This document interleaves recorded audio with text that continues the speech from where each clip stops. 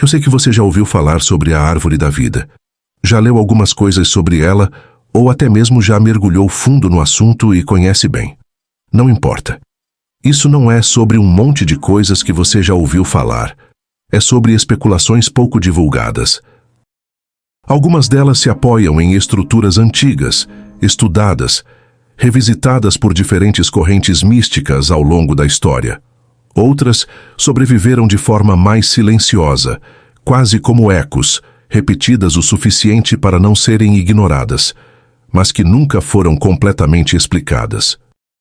E, curiosamente, são essas que mais desafiam a forma como a gente entende a própria árvore.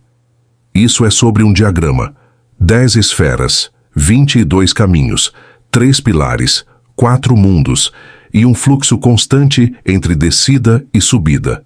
Um mapa onde o divino se manifesta e onde a consciência tenta encontrar o caminho de volta. E uma profundidade que filósofos, místicos e cientistas ainda não conseguiram esgotar. Bem-vindo a mais um vídeo sobre a árvore da vida da Kabbalah. Esse conteúdo veio trazer camadas que estão embaixo do óbvio, curiosidades que vêm de fontes antigas, de textos sagrados, de investigações místicas e de conexões que vão te fazer parar e pensar. São 10 curiosidades sobre a árvore da vida. Cada uma delas é um portal, que ao final vai te desafiar a decidir em qual deles vai querer adentrar. Se você ainda não se inscreveu no canal, faça isso agora. Porque a partir daqui, o assunto fica sério. Primeira curiosidade: a Sefirá que não deveria existir. Todo mundo que estuda Kabbalah aprende que a árvore da vida tem 10 Sefirot, 10 esferas, 10 emanações divinas, mas existe uma que aparece e desaparece, que não é oficialmente contada, e que, justamente por isso, é a mais perturbadora. Ela se chama Da'at, conhecimento.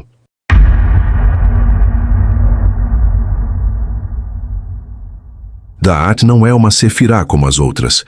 Ela não tem um número. Ela não pertence à estrutura. Ela surge no espaço entre Keter, Chokmah e Binah, as 3 esferas superiores, como se fosse um portal invisível. Os cabalistas a chamam de o abismo. É a fronteira entre o que a mente humana consegue alcançar e o que está além dela. Cruzar Da'at sem preparo é, segundo a tradição, encontrar o caos. Dizem que é onde as crenças se quebram e as certezas evaporam. E o mais intrigante: ela existe, é reconhecida, é estudada, mas foi deliberadamente excluída da contagem. Por quê? O que existe do outro lado do abismo que precisou ser ocultado assim?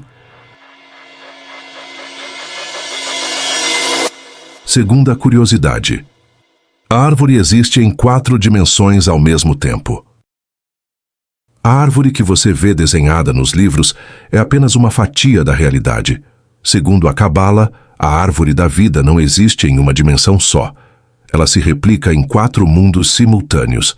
São eles: Atzilut, o mundo das emanações divinas pura luz; Beriah, o mundo da criação, onde surgem os arcanjos; Yetzirah, o mundo da formação, onde habitam os anjos e as forças; Asiah, o nosso mundo, a matéria, o aqui e agora. Cada um desses mundos contém uma árvore da vida completa dentro de si. E essas árvores se encaixam, se comunicam, se influenciam. Você não está em uma árvore. Você está em 4 ao mesmo tempo: corpo, emoção, mente e espírito, cada um em um mundo diferente, todos conectados. Isso transforma a árvore em algo que a física moderna só começou a considerar no século XX, um modelo multidimensional e fractal do universo. E os cabalistas já descreviam isso séculos atrás. Curiosidade 3: as tábuas quebradas e o conhecimento que o mundo não estava pronto para receber. A cena é uma das mais dramáticas de toda a Bíblia. Moisés passa 40 dias e 40 noites no cume do Monte Sinai. E ali, em contato direto com o divino, recebe as primeiras tábuas, gravadas em 2º Êxodo 31:18, pelo dedo de Deus. Não por Moisés, pela própria mão do Criador. Enquanto isso, lá embaixo, o povo, escravos recém-libertos do Egito, impregnados de crenças politeístas, incapazes de sustentar uma fé no invisível, pede a Arão que faça um Deus que possam ver e tocar. O resultado é o bezerro de ouro. Quando Moisés desce e depara com aquela cena, ele arremessa as tábuas e as quebra ao pé da montanha. Êxodo 32, 19. A tradição mística do Yalkut Shimoni descreve que, naquele momento, as letras sagradas flutuaram de volta para os céus. Esvaziadas da palavra, as pedras tornaram-se pesadas demais para ser carregadas. E aqui entra a questão que os estudiosos da Cabalá sussurram há séculos. O que estava gravado naquelas primeiras tábuas? A especulação mística aponta que elas não continham apenas mandamentos. Continham a Torá em sua profundidade total, a sabedoria oral, a escrita e os segredos do universo codificados em letras. Alguns intérpretes esotéricos vão além. Sugerem que aquelas pedras carregavam o esboço do mapa da criação, a estrutura que a Cabalá posterior sistematizaria como a árvore da vida. O povo simplesmente não estava preparado. Na segunda subida, em Êxodo 34, Deus diz a Moisés: lavra 2 tábuas como as primeiras. Desta vez, Moisés talha as pedras, não Deus. Um detalhe que os místicos não ignoram. O conteúdo das novas tábuas, os 10 mandamentos. Simples, objetivos, alcançáveis. E o mais perturbador de tudo, revelado pelo Talmud. Os fragmentos das primeiras tábuas quebradas foram guardados dentro da Arca da Aliança, ao lado das segundas, em posição de honra. Não jogados fora, não destruídos, preservados, como se aquele conhecimento partido não devesse ser perdido, apenas aguardado. Curiosidade 4. A árvore ao contrário, o lado sombrio que poucos mencionam. Para cada sefirá de luz, existe uma sombra correspondente. A Cabala chama esse lado de Clifot, as cascas vazias. Se a árvore da vida é o mapa da consciência elevada, as Clifot são o mapa do desequilíbrio, do ego inflado, das forças que operam quando a luz é bloqueada. Na tradição cabalística clássica, representam a face do mal e da impureza. Na releitura das ordens iniciáticas ocidentais, são compreendidas como o extremo patológico de cada qualidade sagrada, o que acontece quando uma força age sem ser temperada por seu oposto. Cada sefirá tem seu correspondente sombrio. Keter, a coroa, tem seu oposto em Talmiel, as forças contendentes duplas, a divisão introduzida onde tudo deveria ser uno. Chokmah, a sabedoria, tem como sombra Gagiel, os impedidores, a energia criativa bloqueada, a sabedoria que se volta contra si mesma. E Chesed, a misericórdia, encontra seu avesso em Ga'ag Shekla, o amor que se expande sem limites até se fragmentar, a benevolência que sufoca aquilo que pretendia nutrir. Ordens iniciáticas ocidentais, como a Golden Dawn e a tradição sistematizada por Crowley e Regardie, estudaram esse mapa às avessas como ferramenta de autoconhecimento, para reconhecer onde o desequilíbrio opera dentro de nós, em que ponto cada virtude se corrompeu por excesso ou ausência. Porque ignorar a sombra não a elimina, só a integração consciente transforma.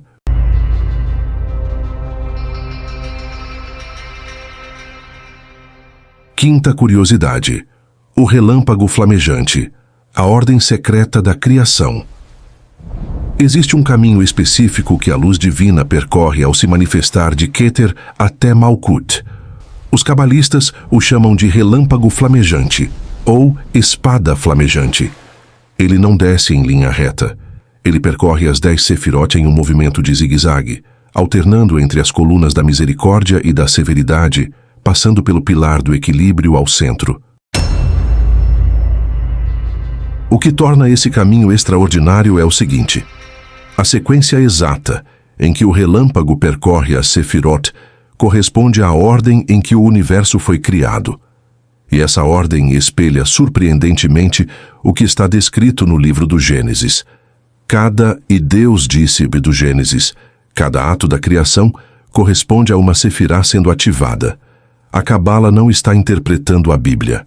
A Bíblia, segundo os cabalistas, está descrevendo a árvore da vida. Curiosidade 6. A árvore está mapeada no seu corpo. Isso não é metáfora, não é poesia. Para a Cabala, o corpo humano é uma versão física da árvore da vida. Keter, a coroa, está no topo da cabeça. Chokmah e Binah, sabedoria e entendimento, nos 2 hemisférios cerebrais. Chesed e Gébora, misericórdia e força, nos 2 braços. Tiperet, a beleza, no coração, o centro de tudo. Netzach e Hod nos quadris, impulso e estrutura. Yesod, o fundamento, nos órgãos reprodutores, o ponto de geração da vida. E Malkut, o reino nos pés, o contato com a terra. Assim como é em cima, assim é embaixo. Você não precisa ir a nenhum lugar para estudar a árvore da vida. Você é a árvore da vida. Curiosidade 7. As 22 letras hebraicas são os caminhos e são a linguagem da criação. Os 22 caminhos que conectam as sefirot entre si não são linhas aleatórias. Cada um corresponde a uma letra do alfabeto hebraico, e cada letra carrega som, número, símbolo, planeta e significado próprios. O livro Sefer Yetzirah, o livro da formação, um dos textos mais antigos da tradição cabalística, afirma algo que arrepia. Deus criou o universo combinando as letras do alfabeto hebraico. O Zohar descreve que quando as tábuas foram criadas, as letras eram refinadas, cintilantes, entalhadas com precisão. A palavra, em hebraico, compartilha raiz com davar, que significa tanto palavra quanto coisa. Palavras são coisas, coisas são palavras manifestadas. A árvore da vida é a gramática do universo. Curiosidade número 8. A árvore e a flor da vida. Um código que aparece em todo o planeta. A flor da vida é um padrão geométrico encontrado em templos egípcios, em manuscritos medievais, em ruínas da Mesopotâmia e em pinturas de culturas que nunca tiveram contato entre si. Quando você sobrepõe a árvore da vida sobre a flor da vida, as sefirot se encaixam perfeitamente nos círculos da geometria. Isso não é uma coincidência forçada. É um código universal, uma estrutura que parece estar embutida na própria lógica da realidade. A geometria sagrada sugere que certas formas são inerentes ao universo, não inventadas por culturas, mas descobertas por elas. A árvore da vida seria, nessa perspectiva, não uma criação dos cabalistas medievais. Seria o reconhecimento de algo que sempre esteve ali. Curiosidade 9. A árvore é um fractal, infinita por dentro. Aqui é onde a Cabala e a matemática moderna se encontram de um jeito que dá vertigem. Cada uma das 10 sefirot contém dentro de si outras 10 sefirot completas, que por sua vez contém mais 10, que contém mais 10, infinitamente.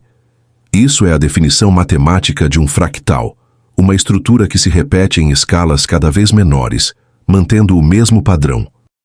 Benoit Mandelbrot formalizou esse conceito matematicamente apenas em 1975. A Cabala o descrevia há séculos com uma frase simples: cada sefirá contém as 10. E mais, os cabalistas ensinavam que essa estrutura existe não só no macrocosmo do universo, mas no microcosmo de cada ser humano, de cada ação, de cada pensamento. Você é um fractal de Deus, e Deus se repete em você até o infinito. 10ª curiosidade.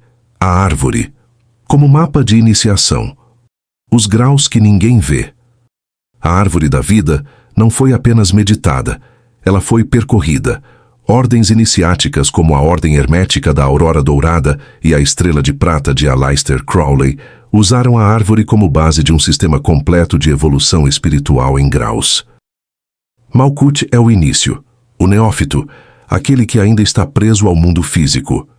E o caminho sobe, Sefirá por Sefirá, até Keter. Mas Keter não é o destino final. Keter é o ponto de retorno ao Uno, onde o iniciado percebe que nunca esteve separado de Deus. Que toda a jornada foi uma ilusão necessária para o despertar.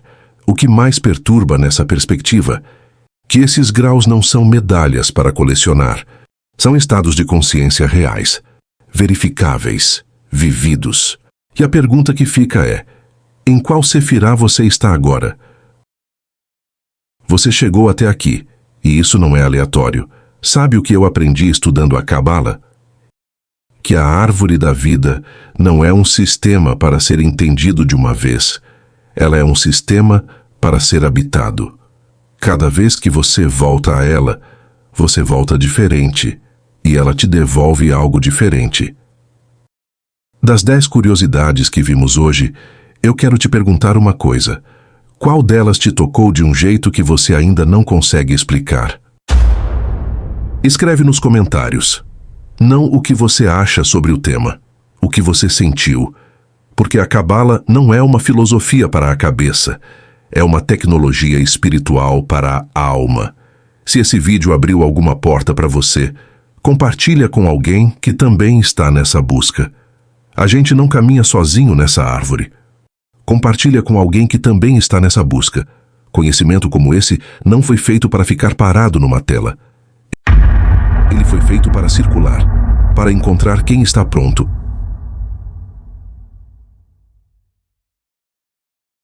Até a próxima.